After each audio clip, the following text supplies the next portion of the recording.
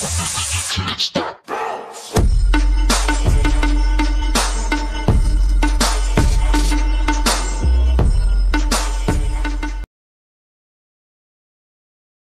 berhasil menuntaskan konflik besar dengan sekte singa mendalam dan menstabilkan Pilhol, Xiao Yan menikmati masa damai bersama keluarganya. Manajemen aliansian yang solid di bawah Cai Lin, Xiao Ding, dan Xiao Li membuatnya bisa beristirahat sejenak dan menjalani peran sebagai ayah bagi Xiao Xiao. Dalam waktu luangnya, ia membangun wormhole yang menghubungkan benteng kuning misterius ke Falling Star Pavilion, memperkuat konektivitas dan kekuatan tempur aliansi mereka secara strategis. Aliansi yang tumbuh pesat. Gerbang Xiao yang dipimpin Xiao Li dan Panes Gate di Inner Academy turut menyatu, menciptakan jaringan kekuatan yang tersebar di 3 wilayah besar benua Douqi. Dalam momen penuh kehangatan keluarga, ketiga saudara Xiao bersatu kembali, mengenang masa lalu penuh perjuangan dan penderitaan. Xiao Yan menikahi Cai Lin dalam upacara sederhana yang penuh makna, sebagai bentuk penghargaan atas pengorbanannya selama ini. Namun, kedamaian ini diliputi kekhawatiran. Xiao Yan mengungkapkan bahwa klan Xiao mereka adalah keturunan dari salah satu dari 8 klan kuno, klan Xiao, dan ini menjelaskan mengapa Hall of Souls memburu mereka.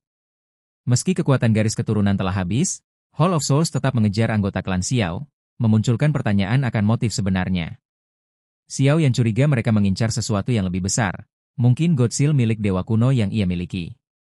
Menyadari bahaya yang mengintai, Xiao Yan memutuskan untuk kembali ke Central Plains dalam 2 hari demi mengikuti pertemuan penting dan mendapatkan Purifying Demonic Lotus Flame, kunci bagi kemajuan kekuatannya ke tingkat Douzun. Hanya di tingkat Dousheng ia dapat menantang kekuatan Hall of Souls dan menyelamatkan ayahnya. Sebelum berangkat, ia mempercayakan teknik rahasia Sky Viretry Mysterious Chang kepada Xiao Li untuk memperkuat klan. Cai Lin dan Xiao Xiao juga diajak kembali ke Falling Star Pavilion demi keamanan dan pelatihan putri mereka. Meski berat, Cai Lin setuju. Xiao Yan menatap wormhole dengan tekad membara. Perjuangannya belum selesai. Tujuan berikutnya, mendapatkan Purifying Demonic Lotus Flame, dan membawa pulang ayahnya.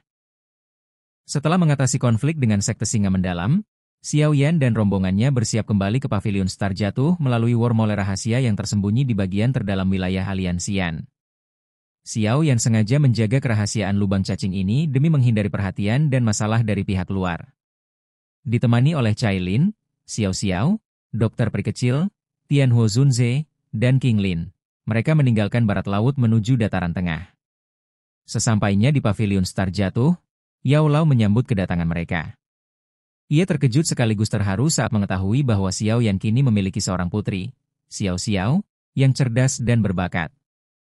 Xiao Xiao menunjukkan afinitas alami terhadap api dan kayu, atribut penting bagi seorang alkemis. Yao Lao langsung tertarik untuk secara pribadi membimbing dan melatih Xiao Xiao, menganggapnya seperti cucunya sendiri. Xiao Yan menyetujui dengan senang hati, menyadari bahwa tak ada guru yang lebih baik bagi putrinya. Namun, ketegangan kembali meningkat saat Yao Lao mengungkapkan informasi penting. Hall of Souls, organisasi gelap yang selama ini menjadi musuh utama mereka, tampaknya tengah melancarkan operasi besar-besaran di berbagai penjuru benua. Perang telah meletus di luar dataran tengah, menandakan skema besar yang sedang berjalan. Xiao Yan merasa resah, menyadari bahwa ancaman dari Hall of Souls belum berakhir, bahkan mungkin akan meningkat. Di tengah suasana ini, perhatian mereka juga tertuju pada Purifying Demonic Lotus Flame, salah satu dari 3 api surgawi terkuat yang kini sedang menjadi incaran dalam pameran perdagangan spasial mendatang. Yao Lao mengingatkan bahwa meskipun Xiao Yan sudah memiliki 3 dari 4 fragmen peta, perebutan fragmen terakhir akan sulit karena banyak faksi kuat lainnya juga mengincarnya. Flame ini sangat langka dan memiliki kekuatan yang sangat merusak, sampai-sampai dunia tidak berani menciptakan lebih dari 1 dalam waktu bersamaan. Dengan ancaman perang dan persaingan ketat dalam perburuan api surgawi, Xiao Yan menyadari bahwa waktu untuk bersantai telah usai. Masa depan akan dipenuhi konflik baru yang menantang kekuatan, kecerdasan, dan tekadnya. Setelah kembali ke Falling Star Pavilion, Xiao Yan dan Yao Lao masuk ke masa retret panjang yang penuh tekanan, menimbulkan fenomena langit yang mencolok seperti pil lightning. Banyak murid tercengang menyaksikannya, meski tidak ada kerusakan yang terjadi. Selama hampir setengah bulan, guntur dan cahaya misterius menyelimuti langit, sebelum akhirnya menghilang. Keduanya keluar dari retret dalam kondisi lelah, lalu beristirahat 3 hari sebelum kembali bertemu dan memulai perjalanan menuju pameran perdagangan spasial, acara elit yang hanya diketahui oleh faksi dan ahli papan atas benua. Xiao Yan hanya ditemani oleh Cailin dan Little Fairy Doctor, sementara Yao Lao meninggalkan urusan Falling Star Pavilion kepada anggota lain. Pameran ini tidak memiliki satu penyelenggara tunggal, melainkan dikelola oleh 3 sekte kuat namun kurang dikenal. Gerbang Darat, Sekte Ruang Misterius, dan mencerminkan harta karun gunung. Meski namanya tak setenar 4 pavilion, kekuatan mereka disegani oleh para ahli Central Plains, bahkan sebanding dengan sekte-sekte besar seperti Burning Flame Valley dan Sekte Langit yang mendalam. Aturan di pameran sangat ketat. Siapapun yang membuat masalah akan diserang bersama oleh ketiga sekte dan para peserta lainnya, karena semua yang hadir harus bersumpah menjaga ketertiban. Keterampilan langka, bahkan do skill tingkat Tian, tersedia di sini, dengan harga tukar yang setimpal tentunya. Lokasi pameran ada di sebuah gurun terpencil dan tandus di selatan Central Plains. Tidak ada faksi yang menguasai tempat ini karena kondisinya yang keras, menjadikannya lokasi sempurna untuk transaksi rahasia tingkat tinggi. Ketika Xiao Yan dan kelompoknya tiba di pinggir gurun, ia segera merasakan lebih dari 100 aura kuat, termasuk milik elit Douzun dan bahkan ria aura khas Dou Sheng, memperlihatkan betapa serius dan tingginya level acara ini. Yao Lao memperingatkan untuk bersikap hati-hati. Di antara para peserta mungkin ada sekte-sekte misterius yang bahkan Dou Sheng pun segan mengusik. Namun jika mereka diganggu, jangan ragu untuk melawan. Dengan statusnya sebagai alkemis terkenal, Yao Lao tahu bahwa bahkan Dou Sheng elit pun menghargai reputasinya. Mereka melanjutkan perjalanan dan akhirnya tiba di jantung gurun, di mana sebuah wormhole raksasa berputar di atas bukit pasir. Satu persatu sosok-sosok kuat masuk ke dalam wormhole tersebut. Xiao Yan hanya bisa terkagum melihat skala dan kekuatan yang tersembunyi dalam pameran ini. Xiao Yan, bersama Cailin, Dokter Peri Kecil, dan Yao Lao, tiba di kota angkasa melalui lubang hitam spasial, tempat berlangsungnya pameran perdagangan spasial eksklusif. Kota ini meski tak sebesar Rilgu, penuh dengan barang-barang langka dan energi spasial yang kuat.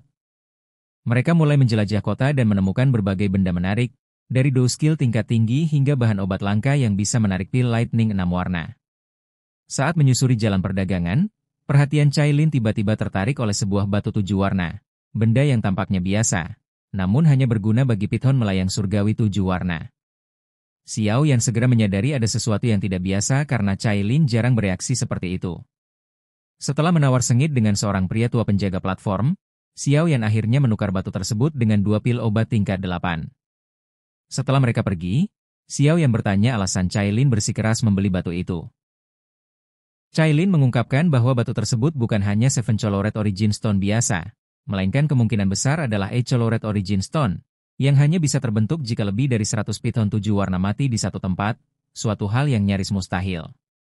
Cailin, sebagai pewaris garis keturunan piton surga menelan, mengenali energi khas yang tak bisa dirasakan oleh orang biasa, termasuk Xiao Yan maupun Yao Lao.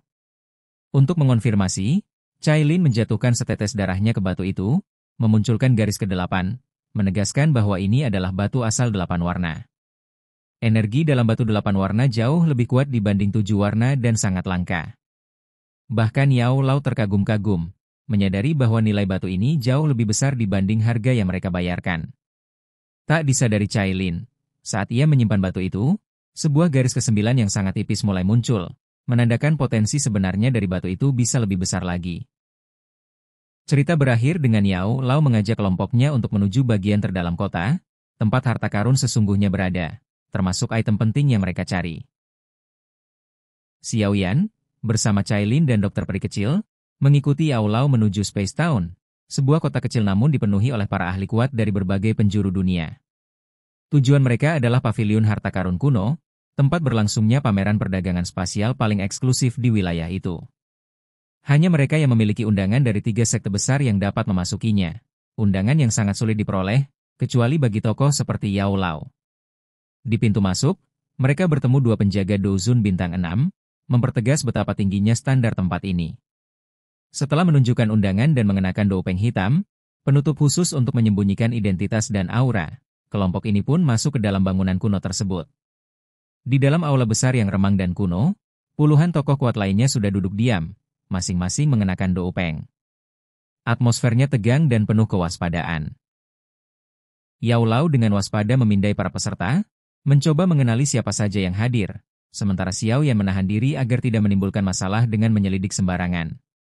2 jam berlalu dalam keheningan sebelum pameran dimulai. Tiba-tiba, Seorang pria tua muncul dari ruang terdistorsi. Bao Shan, kepala dari Reflecting Treasure Mountain.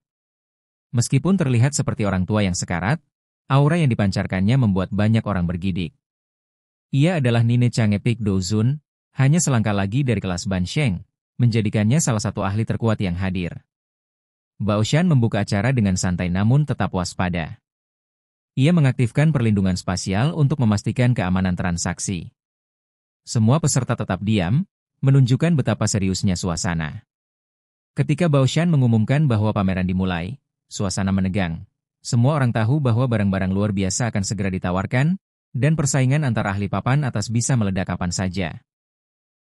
Keberadaan banyak ahli kuat termasuk lebih dari 10 yang melampaui kekuatan Xiao Yan sendiri. Waspada tinggi terhadap pengintaian identitas. Sosok Bao Shan, seorang elit hampir Ban Sheng, yang menjadi tuan rumah, membangkitkan rasa gentar dan penasaran. Ketegangan yang muncul saat pameran akan dimulai, dengan aura kompetitif dan potensi konflik tinggi di antara para peserta misterius.